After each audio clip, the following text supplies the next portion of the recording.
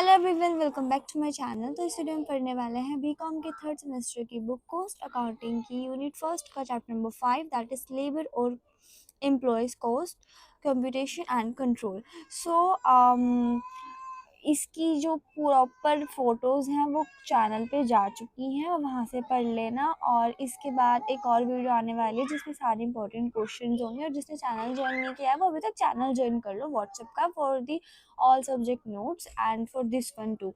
So start करते हैं learning objective से कि क्या क्या लर्निंग ऑब्जेक्टिव्स होने वाले हैं। सो क्या है कि मीनिंग ऑफ लेबर क्या है, एम्प्लॉय कॉस्ट क्या है, to acknowledge the importance of labour cost control कैसे करते हैं और अप्रिशिएट कैसे करते हैं वेरियस डिपार्टमेंट में जो लेबर यूज़ होते हैं। क्योंकि देखो जो लेबर होते हैं उनके बिना तो काम ही नहीं होता। देखो दो रिसोर्सेज बहुत ज़्यादा यूज़फुल होते हैं, natural and human resources. Natural नहीं है तो ह्यूमन कुछ नहीं कर पाएगा, ह्यूमन रिसोर्सेज नहीं होगी तो नेचुरल कुछ नहीं कर पाएगा। तो एक ऑर्गेनाइजेशन को चलाने के लिए में लेबर की बहुत ज़्यादा इंपॉर्टेंट होती है और इम्पॉर्टेंस होती है। और फिर जो लेबर होते हैं वही मशीन्स को ऑपरेट करते हैं, तो विदाउट द लेबर मशीन्स की कोई इंपॉर्टेंस ही नहीं बचती है। So to comprehend various labour related issues like labour turnover, labour productivity क्या है, आइडल टाइम क्या होता है, ओवर टाइम क्या होता है, फ्रॉड क्या क्या होता है, वेज पेमेंट्स में वे सब चीज़ें। सो इंट्रोडक्शन से स्टार्ट करते हैं। So labour cost is second major element of cost. कि देखो कॉस्ट का सेकेंड मेजर एलिमेंट क्या है, लेबर कॉस्ट क्या है। So under the present political conditions with the restive labour in organised industry it is very difficult to reduce labour cost. Therefore proper control and accounting for labour cost is one of the important problems for a business enterprises. कि देखो एक business enterprises के लिए labour cost निकालना काफ़ी ज़्यादा important होता है। देन उसके बाद but control of labour present certain practical difficulties like control of material cost. The human element in labor makes difficult the control of labor, whereas materials being initiative in nature could be subjective and rigid control. Labor is most perishable commodity and such it should be effectively utilized immediately. कि देखो जो labour है, labours resistance करते हैं काम करने से, तो बहुत ज़्यादा टफ हो जाता है इनसे काम करवाना। Then labour once loss can not be recompound recouped and is bound to increase the cost of production. On the other hand, materials being durable can be used when required.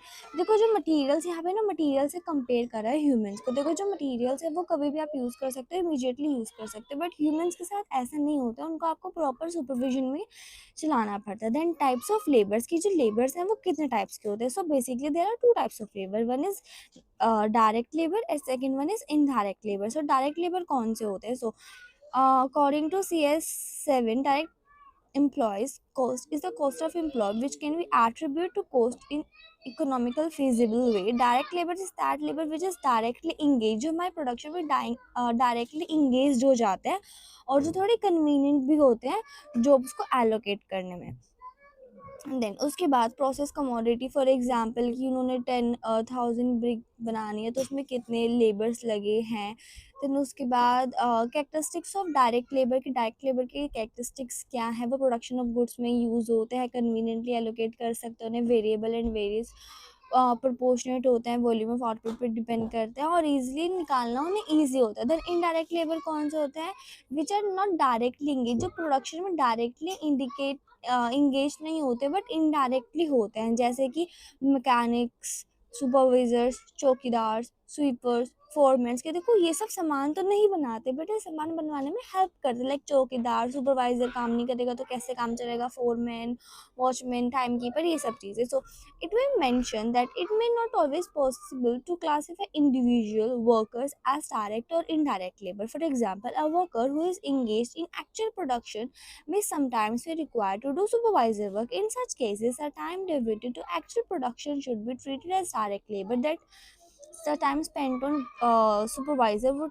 Taken as indirect labour. कि देखो कभी कभी ऐसा होता है कि हम काम बांट ही नहीं पाते, क्योंकि देखो कोई कोई है, कोई कभी वो प्रोडक्शन में काम कर रहा है, कभी वो सुपरवाइजर में कर रहा है। जब तक वो प्रोडक्शन में काम कर रहा है तब तक वो डायरेक्ट लेबर है, बट जब वो सुपरवाइजर में काम कर रहा है तो वो इनडायरेक्ट लेबर है। तो इतना ज़्यादा भी पॉसिबल नहीं है इनको डिफ्रेंशिएट करना। सो The distinction between direct and indirect labor must be covered observed carefully because payment of direct labor is direct expenditure, क्योंकि देखो डायरेक्ट लेबर की पेमेंट करेंगे तो वो डायरेक्ट एक्सपेंडिचर से जाएगा जो कि प्राइम कॉस्ट का पार्ट है, वेयर एज जो पेमेंट होती है इनडायरेक्ट लेबर की वो इंडायरेक्ट एक्सपेंडिचर में जाएगा जो कि हमारा एडमिनिस्ट्रेशन में, सेलिंग में, डिस्ट्रीब्यूशन एक्सपेंडिचर में काम आएगा।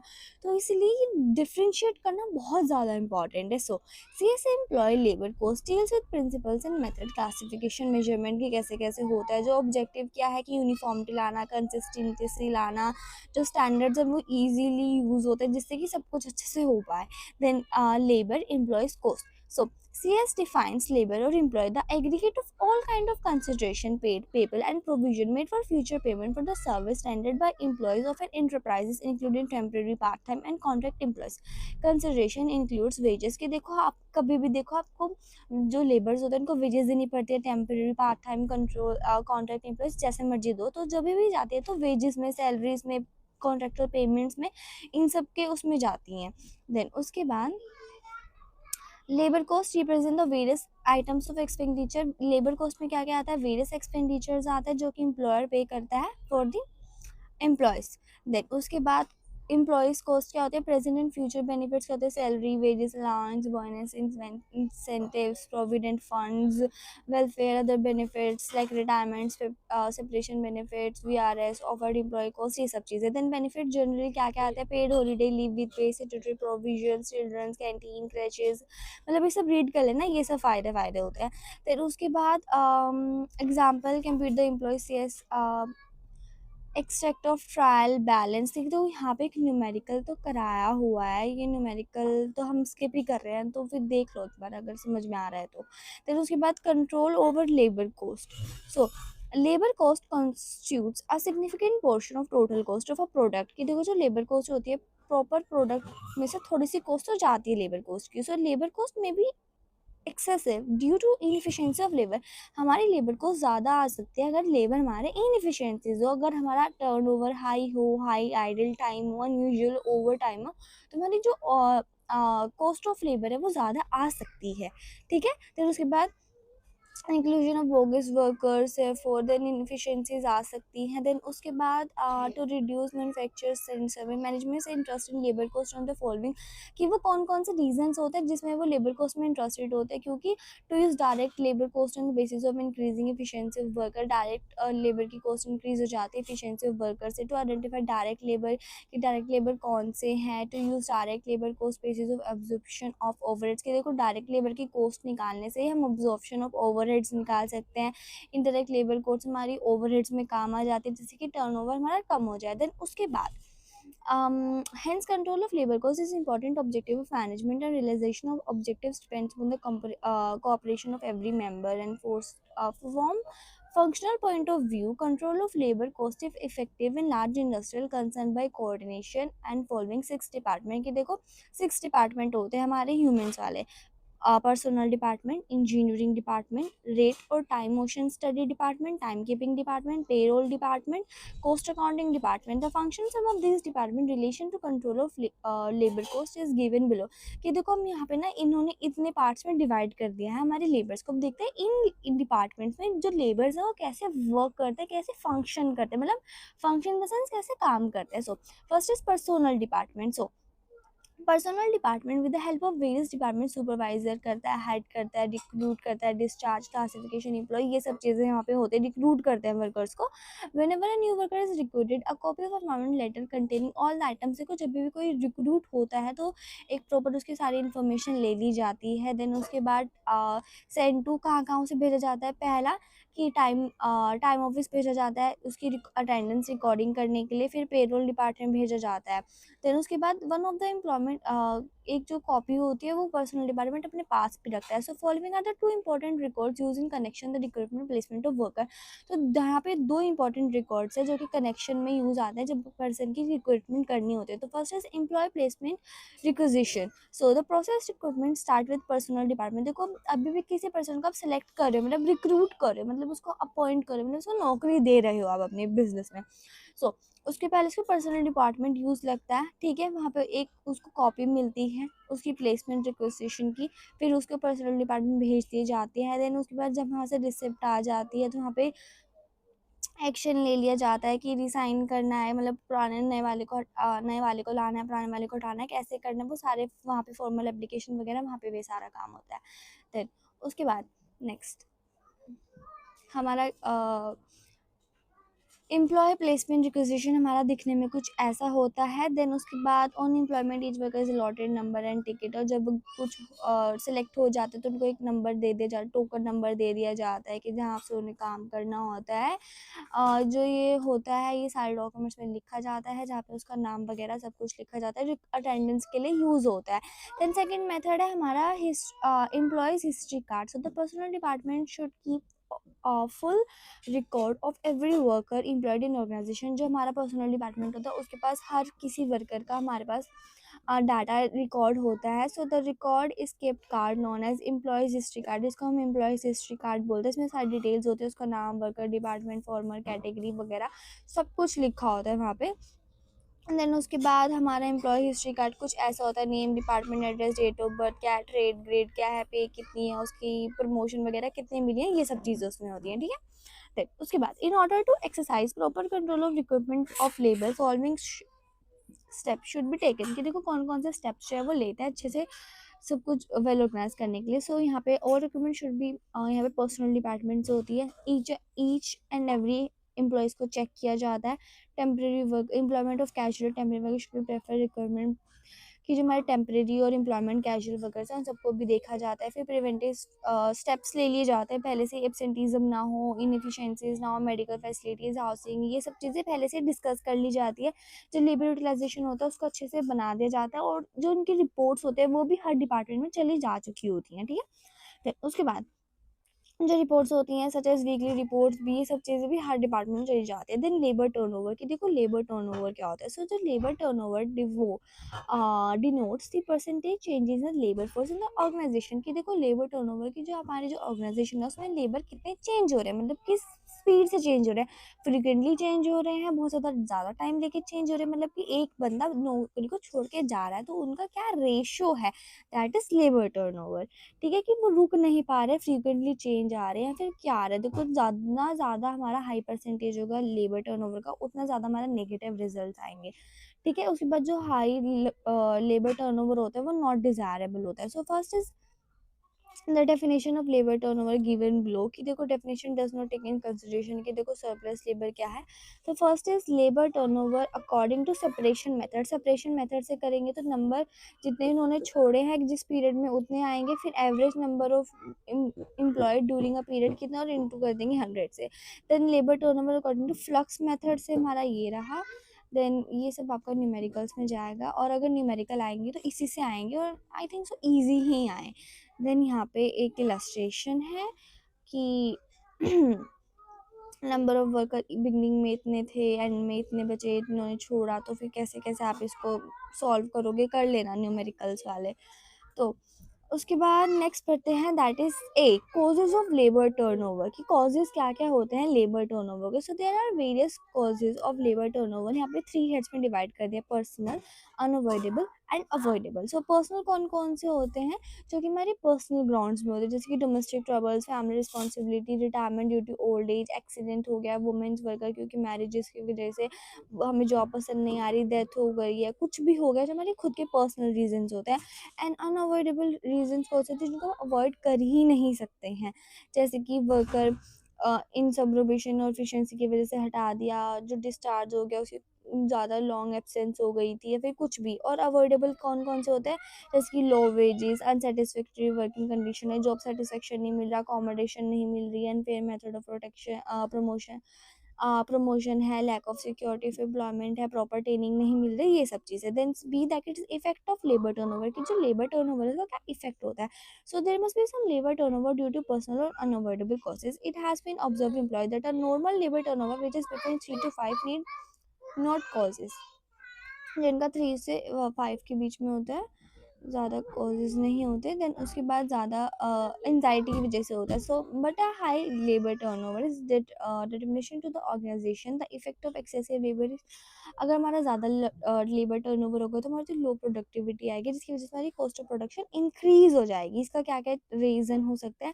अगर हम लेबर फोर्स एकदम सडनली चेंज कर रहे हैं, जो न्यू वर्कर है वो अच्छे से काम नहीं कर रहे हैं, देन उसके बाद मतलब ज़्यादा टाइम लेके काम कर रहे हैं, देन सिलेक्शन ट्रेनिंग कॉस्ट बहुत ज़्यादा लगती है, उनको स्क्रैप से सब कुछ समझाना पड़ता है कैसे होगा, ब्रेक डाउन करना बहुत ज़्यादा इंपॉर्टेंट हो जाता है। Then reduction of labour turnover, कि जो लेबर टर्नओवर है आप उसको कैसे कम कर सकते हो। So has already point out that normal labour turnover is advantages, कि तो जो नॉर्मल लेबर टर्नओवर होगा वो एडवांटेजेस होगा, क्योंकि ये हमारा एक इंजेक्शन की तरह से काम करता है, क्योंकि हमारे जो फ्रेश ब्लड्स, तो पुराने जाएंगे नए आएंगे, और जो नए आएंगे वो न्यू इनिशिएटिव्स आइडियाज़ लेके आएंगे, तो हमारे इंडस्ट्री को हेल्प मिलेगी। बट अगर सभी छोड़ के चले जाएंगे तो शुरू से ही इंडस्ट्री बिल्ड करनी पड़ जाएगी। देन उसके बाद कौन कौन से स्टेप्स लेने चाहिए हमें? सिग्निफिकेंट सिस्टम होना चाहिए, रिक्रूटमेंट प्लेसमेंट प्रमोशन अच्छे से होनी चाहिए, देन एटीट्यूड अच्छा रखना चाहिए, कमेटीज प्रॉपर होनी चाहिए जो सब कुछ हैंडल करे, good working conditions, fair rates होने चाहिए, मैक्सिमम नॉन मॉनेटरी बेनिफिट्स भी होने चाहिए, इंसेंटिव्स, और वहाँ पे बॉक्स स्कीम, मतलब ये सब चीज़ें होनी चाहिए वहाँ पे लेबर टर्नओवर को रिड्यूस करने के लिए। देन उसके बाद next is cost of labour turnover, की लेबर टर्नओवर की कॉस्ट क्या सकते हो? Cost of labour turnover can be two heads, या तो एक प्रिवेंशन कॉस्ट और एक रिप्लेसमेंट कॉस्ट। देखो प्रिवेंशन कॉस्ट हो जाती है कि आप उसको पहले ही आने से रोक दो, अब वो जिस रीज़न से जा रहा है आप उसको क्योर कर दो, मतलब उसको उन चीज़ों को ठीक कर दो जैसे कि वो जा ही ना पाए। So these are the cost incurred to prevent, यहाँ पे जिससे कि हम रोक दें कि हमारा लेबर टर्नओवर ना हो, जैसे कि हमें अच्छी कंडीशन देके, मेडिकल हाउसिंग देके, एजुकेशनल फैसिलिटीज़ देके, सब्सिडीज़ मिल जाके, वेलफेयर स्कीम्स वगैरह ये सब चीज़ देके। देन जो प्रिवेंशन होती है क्योर से बेटर होती है, क्योंकि देखो आपको लगता है आपको बुखार आने वाला है, अगर आप पहले गर्म पानी पी लोगे आप ठीक हो जाओगे, मतलब ज़्यादा एफर्ट्स नहीं लगे, बट बुखार आने के बाद वो दवाई खाना ये सब चीज़ें खानी पड़ेगी, दैट इज़ क्योर। तो हमारी जो प्रिवेंशन होती है वो क्योर से ज़्यादा अच्छी होती है। ठीक है, यहाँ पे ये कहने का मतलब है। देन उसके बाद replacement course, so this course should be replacement of worker, कि वर्कर अब वो चला ही गया है बेचारा छोड़ के, तो आपको पूरा रिप्लेसमेंट करना पड़ेगा। यहाँ पे आपको न्यू वर्कर लाना पड़ेगा, ट्रेनिंग देनी पड़ेगी, प्रोडक्शन में ज़्यादा इंटरप्शन आएगा, इनएफिशिएंसीज आएगी, बहुत ज़्यादा लॉस ऑफ प्रोडक्शन हो जाएगा, एक्सीडेंट से ज़्यादा प्रोन हो सकते हैं, ये सब चीज़ें।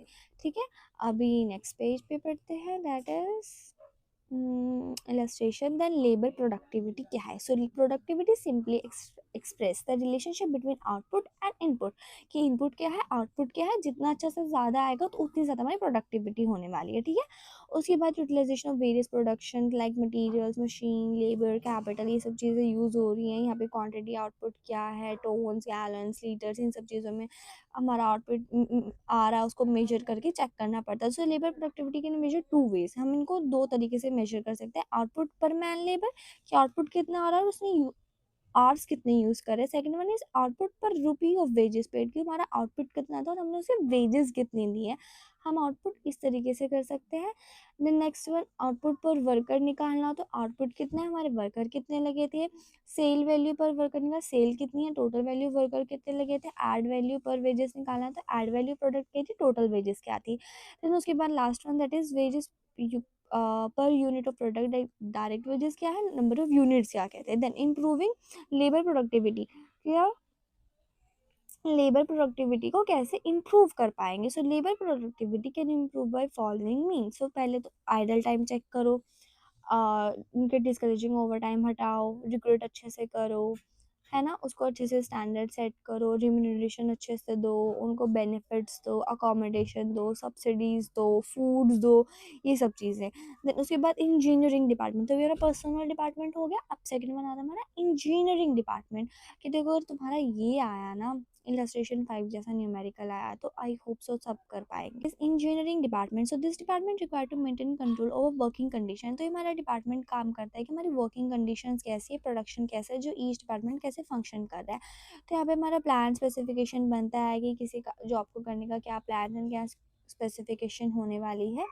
देन उसके बाद इंस्पेक्शन करता है, देन जॉब को देखता है, अच्छे से कंडीशंस बना के रखता है, गुड रिसर्च होनी चाहिए, गुड वर्किंग कंडीशंस होनी चाहिए। Third one that is rate और time and motion study department. Yes, so this department closely the harmony with the person और इंजीनियरिंग कोर्स डिपार्टमेंट बना के मैनेज करके चलता है अच्छे से। तो मोशन स्टडी आ जाती है। Like motion study consist of dividing most fundamental elements possible, कि जो आप अच्छे से पहले काम को देखो, फिर उसको अच्छे से डिवाइड कर दो कि आपको कैसे कैसे काम करना है। फिर उसके बाद movement known as three big bill pits for conducting motion study. Workers जो काम करने वाले थे उन्होंने ईच मूवमेंट को उन्होंने थर्बिक बोल दिया है, और वो कितना काम मतलब कितना डिवोट कर रहे हैं अपने टाइम को काम में। फिर एडवांटेजेस क्या क्या होते हैं, एफिशिएंसी वर्कर जो होते हैं वो ज़्यादा काम अच्छे से कर देते हैं, तो हमारे वेस्टफुल इमोशंस एलिमिनेट हो जाते हैं और हम एग्जिस्टिंग ऑपरेशंस को अच्छे से कर पाते हैं। Then second one that is study और वर्क मेजरमेंट की टाइम स्टडी, कि उन्होंने कितना टाइम दिया है किसी काम को करने के लिए।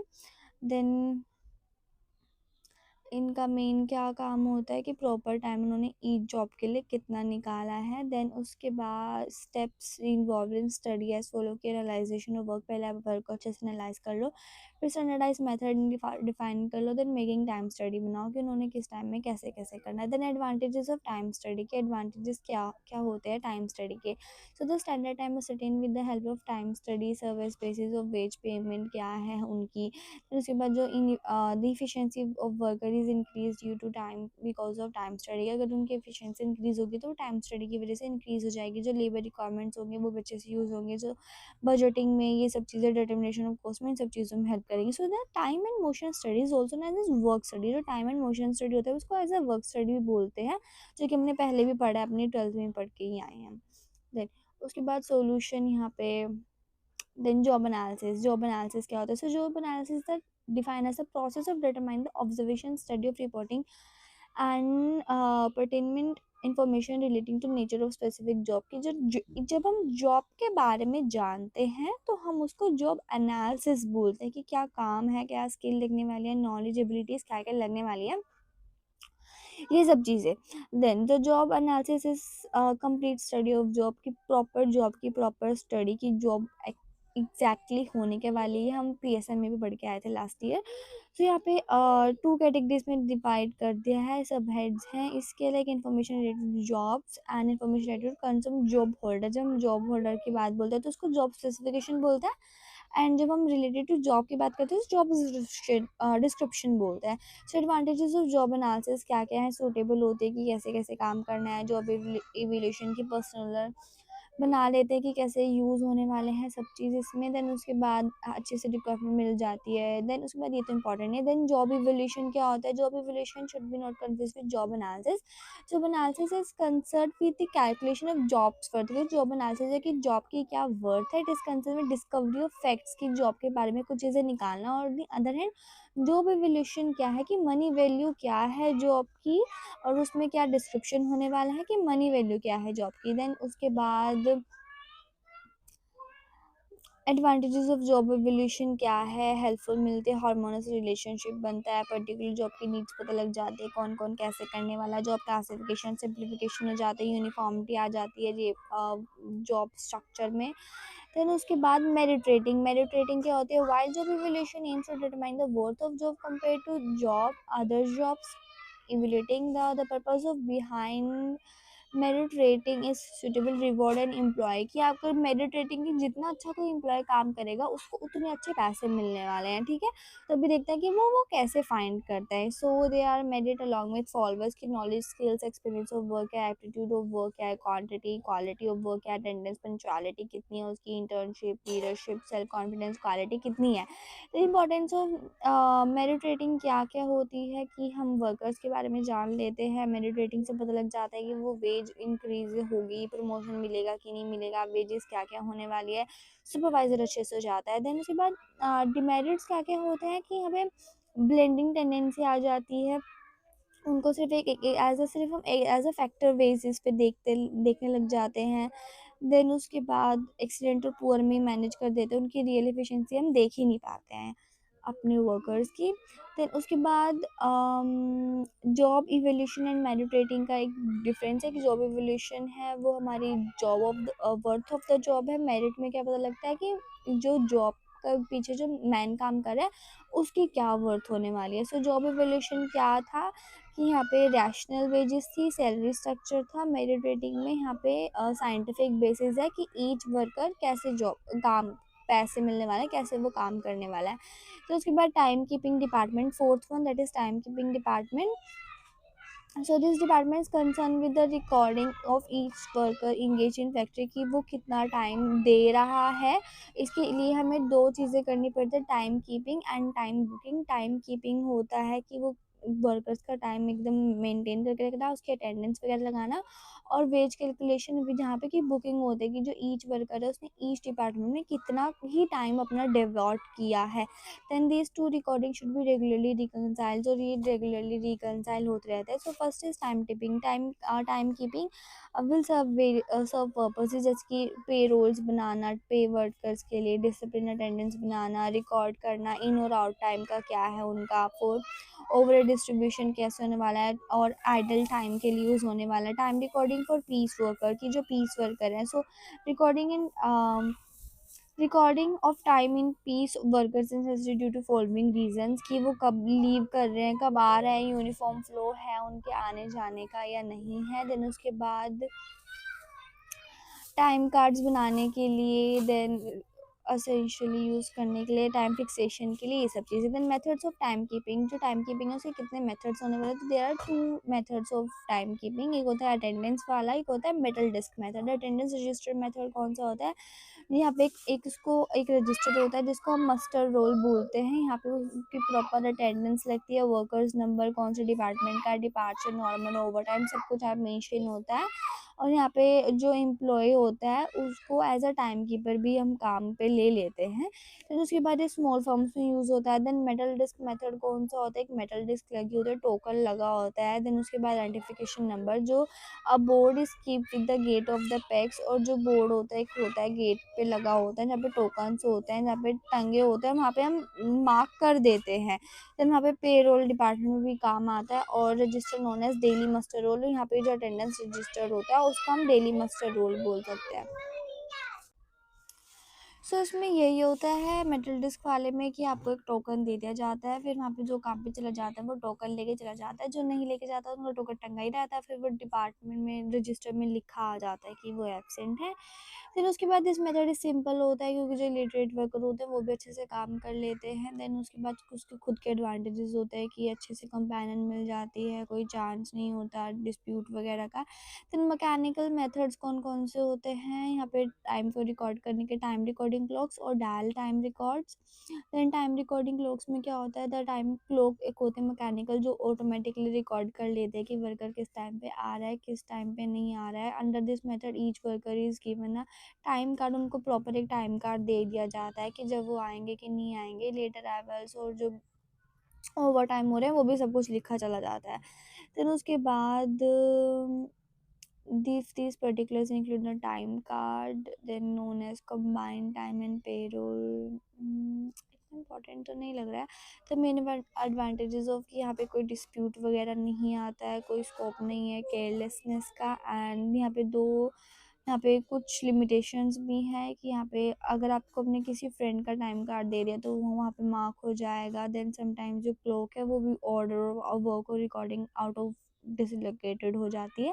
देन डायल टाइम रिकॉर्ड क्या होता है, the dial recording is a machine which is dial round clock and the number holes about usually 150 each holes where a number of corresponding identification of worker in concert. कि अब एक proper एक dial time recorder होता है, इसमें हमारे usually 150 cards होते हैं जो आपकी प्रॉपर एज पर जितने पर्सनस आते रहेंगे उन्हीं के नाम से आता रहेगा। Then there is one radial arm of the centre of the dial at the worker enters a factory gate, he is press the radial after placing the hole of the number time and automatically be recorded. कि वो जब भी enter होता है तो वहाँ पे वो प्रेस करेगा तो उसका आने का टाइम रिकॉर्ड हो जाएगा। देन उसके बाद टाइम और पे रोल कार्ड ऐसा होता है कि regular, in, out, overtime, normal time उन्होंने कैसे कैसे दिया है। देन उसके बाद request of good time keeping system की क्या क्या होती है। देन प्रॉक्सीज नहीं होनी चाहिए। देन उसके बाद प्रॉपर विजन होना चाहिए, टाइम ऑफ अराइवल वगैरह लेट अराइवल वाला भी होना चाहिए। देन सेकंड में that is time booking. Time booking क्या होता है, time spend on every worker कि उन्होंने हर जॉब पे कितना काम दिया है, उनकी क्या क्या प्रॉपर मेजोरिटी है वो इसमें आती है, लाइक उनका टाइम पीरियड क्या है, टाइम कीपिंग प्रॉपरली उन्होंने कैसे करा है, देन ईच जॉब का होना चाहिए, देन अप्रोप्रिएशमेंट होनी चाहिए टू असर्टेन अनप्रोडक्टिव टाइम की, जो उनका अनप्रोडक्टिव टाइम है वो भी होना चाहिए, बोनस वगैरह के लिए, ये सब चीज़ों के हेल्प करते हैं। देन तो following document general use for time booking के लिए हमारी 3 चीज़ें लगती है, daily time sheets, weekly time sheets and job tickets और job cards. Daily time sheet क्या होती है, each worker is given a daily time sheet in which records a particular time spend, उन्होंने हर जॉब पे कितना काम करा है। स्मॉल ऑर्गेनाइजेशन में एकदम डेली मेंटेन होती है ये शीट। देन उसके बाद ये प्रॉपर डेली टाइम शीट कितनी उन्होंने work hours, description, time on off का क्या था। देन उसके बाद वीकली टाइम शीट्स क्या क्या होती है, यहाँ पे 4 hours weekly for whole day के लिए रिकॉर्ड होती है। इसका एक ही ड्रॉबैक होता है और वीकली शीट्स से remove if they keep with department clerk, कि हमको रिमूव भी कर सकते हैं डिपार्टमेंट क्लर्क वगैरह की में कोई प्रॉब्लम होती है तो। देन उसके बाद day proper job work done, description on off का क्या था, आर क्या था, ये सब चीज़ें मेंशन होती है। देन कंबाइन जॉब कार्ड्स में क्या होता है, job card is use to close watch, कि उन्होंने क्लोज वॉच के लिए उन्होंने हर बंदे ने कितनी जॉब में कितना टाइम दिया है। So combine time and job card क्या, job card this card is useful small organisation, small organisation में यूज़ होता है जहाँ पे सारे दिन की जॉब को हम लिखते हैं। तो उसके बाद कंबाइंड जॉब कार्ड के टाइम कितना है, उन्होंने कितने आवर्स की करा है वही। Then job card for each worker के लिए हम ये वाली शीट यूज़ करते हैं। देन उसके बाद department is maintain addition the time card, उनका एडिशन में ही होती है, यहाँ पे कंसोलिडेशन भी यूज़ हो सकती है। यही था। अभी नेक्स्ट पढ़ते हैं, that is job card for each job. There are 2 types of job card mention above issued each worker. Then उसके बाद बट इज इम्पॉर्टेंट परसेंटेज के टोटल नंबर ऑफ वर्कर्स कितने थे हर जॉब के लिए। सो यहाँ पे हर जॉब के लिए कि डे कितना है, वर्कर नेम डिपार्टमेंट की हर जॉब के लिए कितना है, वो तो सिर्फ हमारे पर्सन वाला था, पर ये जॉब वाला है कि पर्टिकुलर जॉब के लिए वो कितना टाइम स्पेंड कर रहे हैं। Then piece work card in a factory worker are paid on piece basis, कि यहाँ पे इनको प्रोडक्ट के बेसिस पे काम मिलता है, मतलब पैसे मिलते हैं। So a piece worker card is pieceman given below is issued each worker, जो हमारे हर वर्कर को मिलता है। देन पीस वर्क ये रहा कि वर्कर का नेम कि उन्होंने कितने प्रोडक्ट कितना बनाया है। देन उसके बाद रिकन्सिलेशन ऑफ गेट और time keeping with time book और time booking, time book to different job worker in order to agree with gate time, कि उन्होंने एग्री होना चाहिए कि उन्होंने कितना टाइम दिया है कितना नहीं। एक आइडल टाइम भी निकालना चाहिए।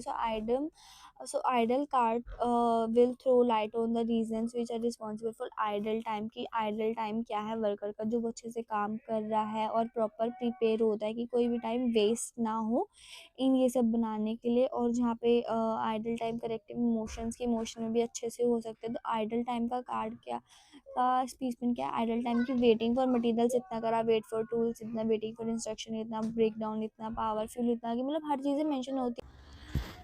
देन उसके बाद इलस्ट्रेशन 7, ये तो न्यूमेरिकल्स है, हम इसको नहीं करेंगे। देन उसके बाद आ जाता है हमारा difference between time cards and job cards, की टाइम कार्ड्स क्या होता है एंड जॉब कार्ड क्या होती है। सो time card makes a record of time of arrival and departure of a worker in a factory, की जो वर्कर है वो फैक्ट्री में कब आ रहा है और कब जा रहा है, और वो अपना टोटल इन्फॉर्मेशन देता है कि मतलब उसने कितना टाइम स्पेंड करा है अपनी ही फैक्ट्री में। Then on the other hand job card क्या होता है, रिकॉर्ड करने के लिए यूज़ होता है कि उन्होंने कितना टाइम टोटल स्पेंड करा है जॉब में, मतलब अपनी फैक्ट्री में उन्होंने कितना टाइम शो करा है। देन उसके बाद total time shown by time card, जो टाइम कार्ड होता है वो बिकम बेसिस बन जाते हैं ओवरहेड्स का।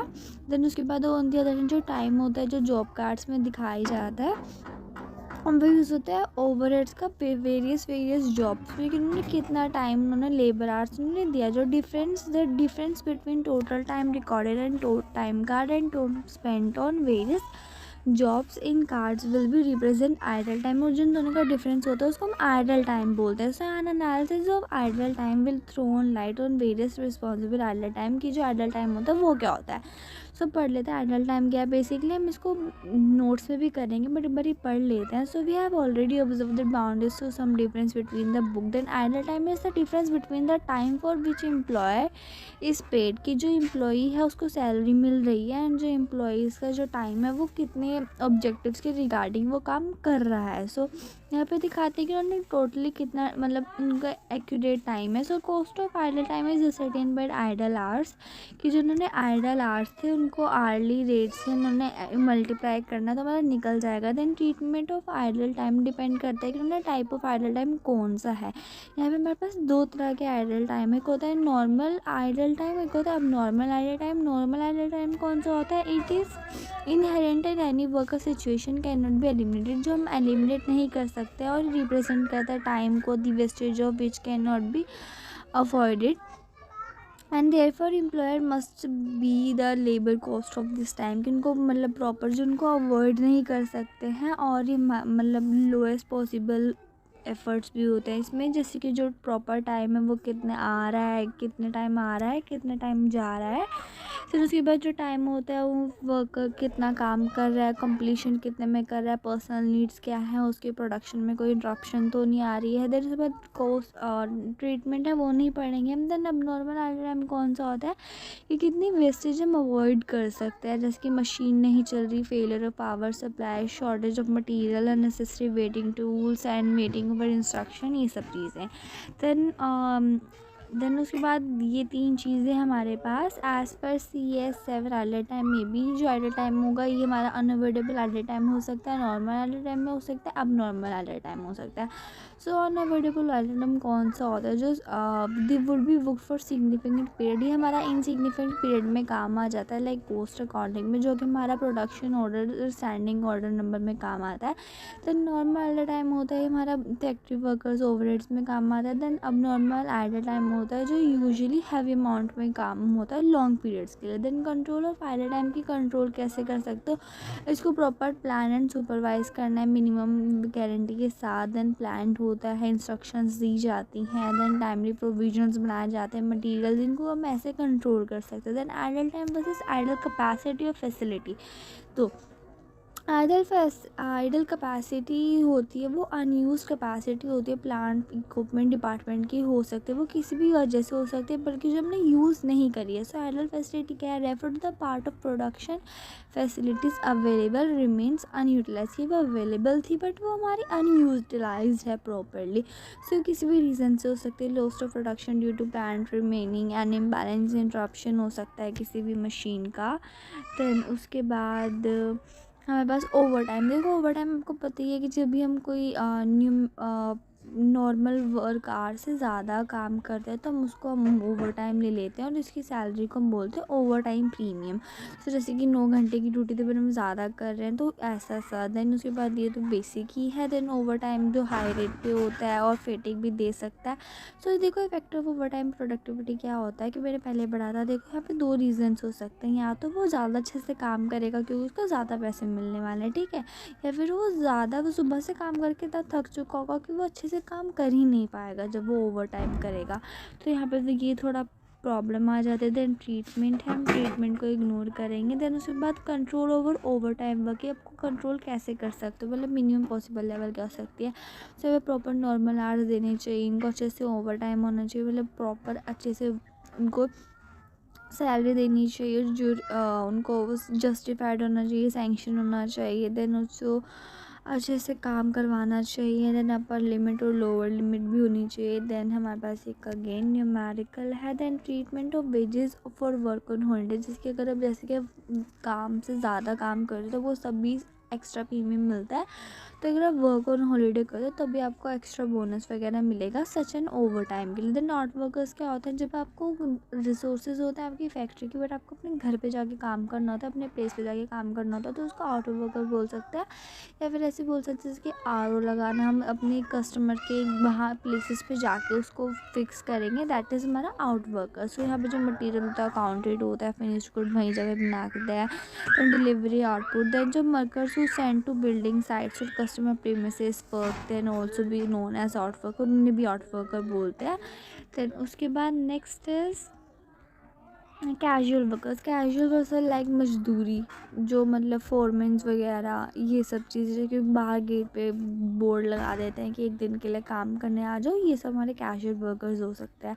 तो उसके बाद fifth one that is payroll department. Payroll department कहते हैं, पेरोल डिपार्टमेंट होता है बेसिकली कंट्रोलिंग एंड अकाउंटिंग के लिए होता है लेबर, जैसे classification, job department, wage rate क्या है समराइज करना, देन वेजेस निकालनी, देन वेज शीट बनानी, रिकॉर्ड्स बनाने, हर एम्प्लॉयज़ के वेजेस सैलरीज बनाना, ये सब चीज़ें। तो ये बनती कैसे हैं? So wages sheet are regional wages due to each time card, ये टाइम कार्ड के बेसिस पे बनाई जाती हैं। देन उस पर सेपरेट पे रोल भी बना दिया जाता है। सो इससे क्या क्या पर्पज़ होता है? वॉल्यूम होता है डिपार्टमेंट को बनाने के लिए कि उन्होंने किन दिन कैसे काम करा है। तो लेबर रेट होगा वो भी कैलकुलेट होगा ईच डिपार्टमेंट का, एक्चुअल वेजेस होंगी वो भी यहीं से निकलेंगी। तो उसके बाद हमें प्रॉपर पे रोल और वेज शीट हमारी ऐसी दिखती है। देन उसके बाद हमारे कुछ प्रिकॉशंस होती हैं कि हम वेजेस जो हैं वो अच्छे से दे, कोई फ्रॉड वगैरह ना हो, कि कंपैरिजन में देखो जो हमारा कंपैरिजन जॉब कार्ड और पीस वार्क आइडल कार्ड है, ये सबको मैच होनी चाहिए। बेसिस इन्हीं के बेसिस से बनती है। जो इंसेंटिव स्कीम, क्वांटिटी वगैरह है वो भी अच्छे से देनी चाहिए। इंस्पेक्शन देना चाहिए। जो ओवर टाइम है वो भी रिस्पॉन्सिबल ऑफिसर्स को देना चाहिए। और हर चीज़ के लिए 2 क्लर्क्स होने चाहिए मैनेज करने के लिए। देन सर्टिफाइड वर्कर्स होने चाहिए, सर्टिफाइड मैनेजर्स होने चाहिए।